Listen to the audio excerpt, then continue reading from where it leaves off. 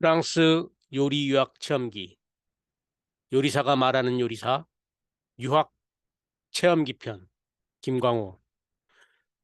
먼저 자신의 가능성을 확인하라. 가방 두 개에 모든 꿈을 싣고 난생 처음 비행기에 올랐던 그때가 1993년 2월 1일이었다. 가슴이 얼마나 크게 뛰던지 혹시나 나의 쿵쾅거리는 심장 소리가 옆좌석 동승자에게 들리지 않을까 걱정이 될 정도였다. 나는 파리 공항에 내리기 그 직전까지도 과연 이 세상에 우리말이 아닌 프랑스어로만 통하는 나라가 과연 존재할까 싶었다. 드디어 착륙. 프랑스의 땅에 첫 발을 내딛는 순간 나는 세상은 넓고 또 내가 아는 것이 전부가 아니라는 사실을 몸소 실감하였다. 파리 공항에서 약 400km 떨어진 뿌아띠에 대학을 가이드 없이 혼자 찾는 것이 내 첫 번째 숙제였다.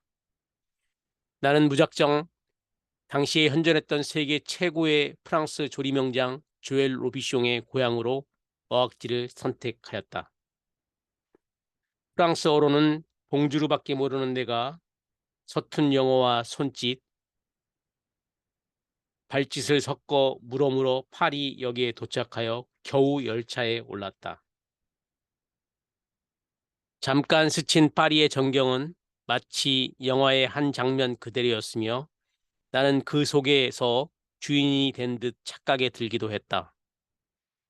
뿌아띠역에 도착하자마자 역 보관함에 짐을 넣고 무작정 한국 사람을 찾아 도움을 청했다.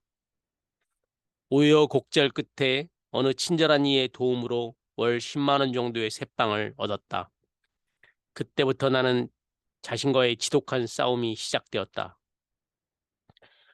어학 연수 과정 동안 학교와 도서관, 식당을 오가는 것이 당시 내 생활의 전부였다. 그 도시에는 10명 정도의 한국인이 있었지만 전공 공부에 매여 있어서 서로 자주 만나지 못했다. 또 도시가 너무 넓어 시내 한번 나가기가 쉽지 않은 마을이었다. 내가 어학 코스를 먼저 밟은 것은 프랑스 요리를 배우기 위해서였다. 그 나라의 요리를 배우려면 먼저 그 나라의 말부터 배우는 게 당연한 게 아닌가. 또 그들의 문화와 역사도 알아야 한다. 항상 서두르지 말자고 다짐 또 다짐했지만 내겐 하루하루가 너무 길고 힘들었다. 그래도 어쩌랴. 그저 외우고 또 외우는 수밖에. 그러나 평소 숙기가 없고 쑥스러움이 많이 타는 성격이라 사람들에게 쉽게 말을 건너지 못해서 그런지 프랑스어가 쉬 늘지 않았다. 고민 끝에 고안한 방법이 바로 하루 1시간씩 오락을 하는 것이었다.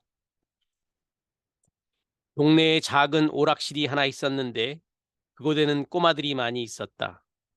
나는 오락을 핑계 삼아 그 애들과 친해지려고 노력했다. 10살도 채 안 된 아이들이라 부담이 없어 그런지 아이들 앞에서는 서투른 프랑스어로 두려움 없이 이야기할 수 있었고 그들 또한 내게 신기하게 생겼는지 재미있어하며 잘 따랐다. 그렇게 한 달, 두 달이 지나자 나도 모르게 새 프랑스어 실력이 부쩍 늘어 있었다. 한 학기가 끝나고 두 번째 학기가 시작되었을 때에는 외국인 친구도 사귈 수 있었고 의사소통이 자유로운 만큼 생활도 좀 더 자유로워짐을 느꼈다. 프랑스 요리를 배우러 왔으니 프랑스에 있는 동안에는 절대 한국 음식을 먹지 않겠다고 다짐했다. 하지만 사람의 입맛이란 참묘에서 매콤한 김치와 구수한 된장찌개 생각으로 여러 날을 하얗게 세우기도 했다.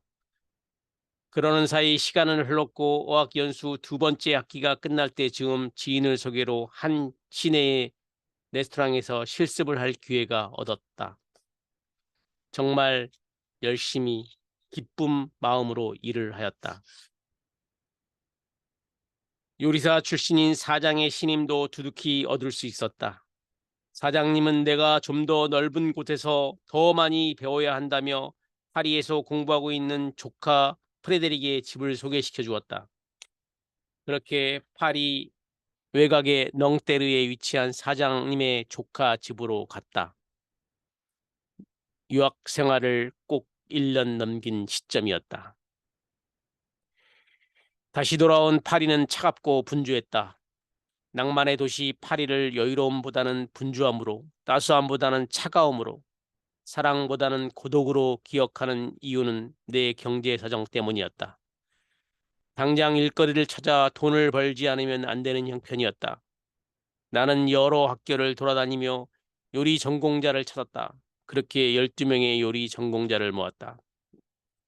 그런 뒤에 한인신문에 광고를 내고 모든 행사의 요리를 우리가 주관할 수 있다고 밝혔고, 크게는 대사관 행사부터 작게는 생일잔치, 단체 관광객의 도시락 등 할 수 있는 일이 너무도 많았다. 우리는 대사관 한국의 날 행사 음식을 주관했으며 유명한 지역 행사인 피초스코프에서 600명분의 음식 제공도 도맡아서 하기도 했다. 우리 돈으로 한 개에 1만 원씩 하는 김밥 배달부터 1인당 40만 원씩 하는 고급 출장 요리까지 할 수 있는 모든 건 하였다. 그러면서 파리 요리 학교의 시스템과 정보, 장래성에 대해서도 많이 연구했다. 파리에는 프랑스 요리 자격인 세아페 과정의 국립학교와 전문 요리사 양성 과정인 꼬르돈블루, 바렌 학교, 리츠칼튼 학교 등이 있었다. 르꼬르동블루는 한 학기에 등록금이 우리 돈으로 600만 원 정도였고, 바렌 학교와 리츠칼튼 학교의 경우 꼬르돈블루 등록금의 2배 정도였다. 나는 고민할 것도 없이 오랫동안 꿈꿔왔던 르꼬르돈블루에 등록을 하였다. 유럽 한복판에 파리에 위치한 꿈의 요리 학교가 아닌가. 그렇게 나는 요리를 잘한 여자라는 뜻의 그 유명한 요리 학교의 학생이 되었다. 르꼬르돈블루 입학은 꿈의 시작일 뿐 사실 그 뒤부터는 모든 게 고난의 연속이었다. 나는 시간을 벌기 위해 학교 옆으로 이사를 하였고 돈을 벌기 위해 밤을 꼬박 새워 일하기도 했다. 내가 그토록 꿈꿔왔던 일이었기에 그 꿈을 실현하기 위해 견뎌야 할 고통은 아무래도 좋았다. 사실 꿈과 함께라면 어디라도 좋았다. 이곳의 학사 일정은 정말 엄격하였다. 매일 치르는 요리와 칼같이 나오는 점수, 한 달에 한 번 치르는 에그자망 불롱이라는 중간 시험, 학기 마지막에 치르는 최종 시험인 파이널 시험 등 시험의 연속이었다. 이렇게 빡빡한 학사 일정에 시달리고 보니 자연히 일을 덜 할 수밖에 없었고 수입이 줄거나 일 때문에 수업을 포기해야 할 때도 있었다. 그러나 나는 단 1분도 요리 외에는 다른 생각을 한 적이 없다. 내가 멀리 프랑스로 온 것은 바로 이 요리 때문이었다. 내게는 요리의 목적이 곧 유학이고 곧 유학의 목적이 바로 이 요리였던 것이다. 학교 측에서도 나의 경제적인 어려움을 잘 알고 있었다. 그 덕에 평소 친분이 있었던 크리스천 교수의 추천으로 학교 조교로 일할 수 있게 되었다. 영어와 프랑스어를 유창하게 하는 학생들 중에서 선발하는 조교는 등록금 면제 혜택을 받는다. 내게는 더없이 좋은 기회였다.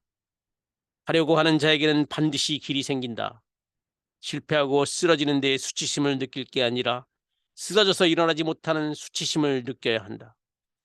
이때의 경험은 나에게 있어 생각을 품게 했다.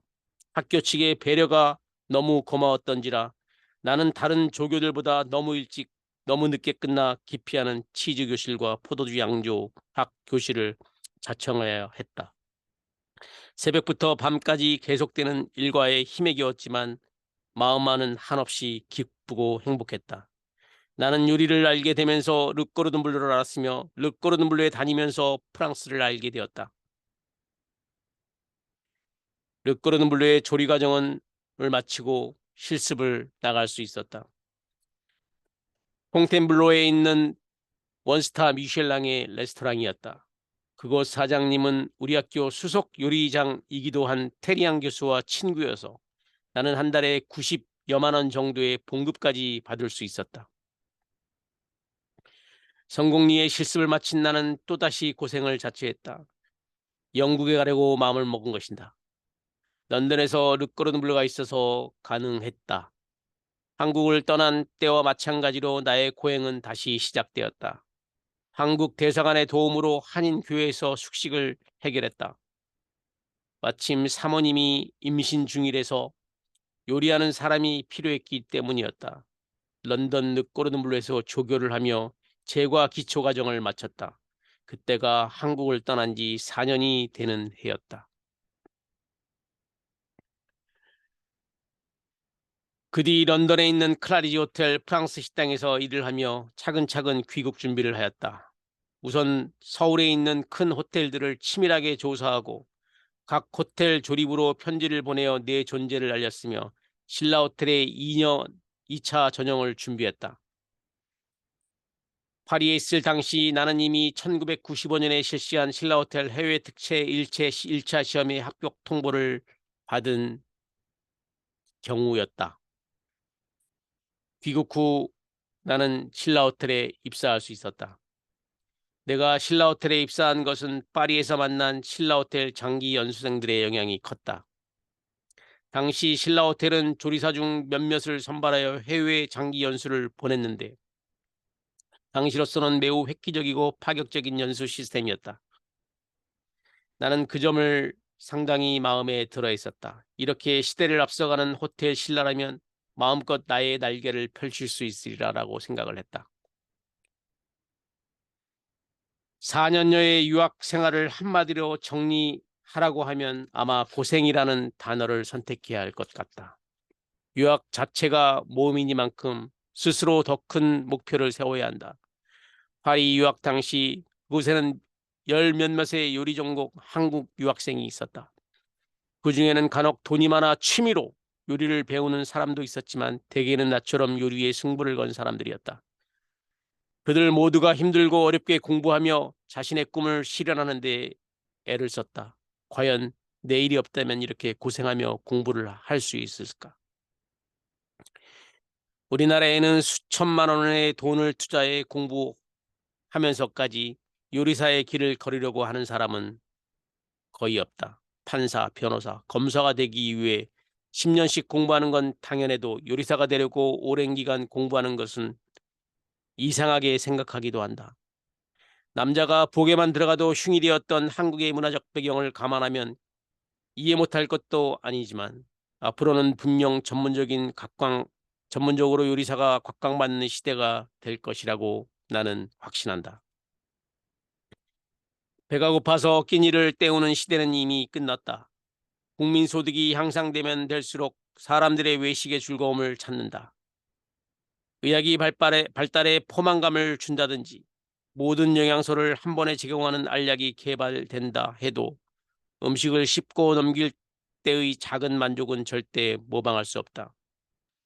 과학이 발달해 1초에 수만 개의 통조림을 만들 수 있어도 손님 앞에서 각기 다른 취향의 미각을 섬세하게 고려해 신선한 음식을 만들어내는 것은 조리사가 아닌 누구도 대신할 수 없다. 미국에서 발표한 100년 후 유망 직종 100개의 보고에 따르면 조리 관련 직업 중에는 유일하게 호텔 조리사가 그 안에 들어있다. 선진국인 미국의 매스컴 프로그램 중 절반 이상이 먹는 것과도 관련되어 있다는 것을 보아도 음식을 다루는 조리사들의 일이 무궁하고 무진하다. 그렇지만 누구나 진정한 요리사가 될 수 없고 또 되어서는 안 된다는 것이 나의 생각이다. 흔히 원하는 학교 진학에 실패했거나 사업에 실패한 사람들이 나도 요리나 한번 배워볼까라고 하는데 그때마다 나는 너무 가슴이 아프다. 자기 직업에 자부심을 갖지 못하는 사람들이 어떻게 자기 요리의 긍지를 느낄 수 있을까? 유학을 하면서 나는 세상은 넓고 할 일이 또한 많다는 것을 몸으로 깨달았다. 내가 속한 문화와 환경이 전부가 아니라는 사실도 몸소 알게 되었다. 유럽은 이미 국경의 개념을 넘어서서 열 몇 개의 나라가 문화가 뒤섞여 있었다. 정말로 요리를 좋아하고 이 길을 자신의 길이라고 생각하는 사람이기에 고생이 가득한 유학길을 선택할 수 있었다. 특히 요리는 문화의 반영이므로 서양의 요리 전공자라면 본거장에서 배울 게 참 많았던 것이다. 그러나 섣불리 결정하지 말라고 조언하고 싶다. 한국에서 충분한 실무 경험을 쌓으며 요리에 대해 생각해도 늦지 않다. 유학을 다녀온다고 해서 모든 것이 해결되는 것은 아니기 때문이다. 또한 유학을 다녀왔다고 해서 한국에서 쉽게 취업할 수 있는 것도 아니었다. 그러니 한국의 조리업계에서도 충분히 실습과 경험을 하고 이 땅의 현실을 인지한 뒤 정녕 이 분야가 자신의 적성에 맞는지 충분히 검증해야 한다. 이곳에서 자신의 가능성을 확인하고 유학을 떠나도 늦지 않다. 치밀한 준비 없이 떠난 유학은 본인뿐 아니라 부모와 가족들에게도 엄청난 손실을 초래할 수 있다. 오랫동안 심사숙고하고 충분히 고려한 후에 떠나라. 그래야 자신에게 도움이 되는 유학 생활을 누릴 수 있다. 이상으로 요리사랑 김강호 교수였습니다. 감사합니다.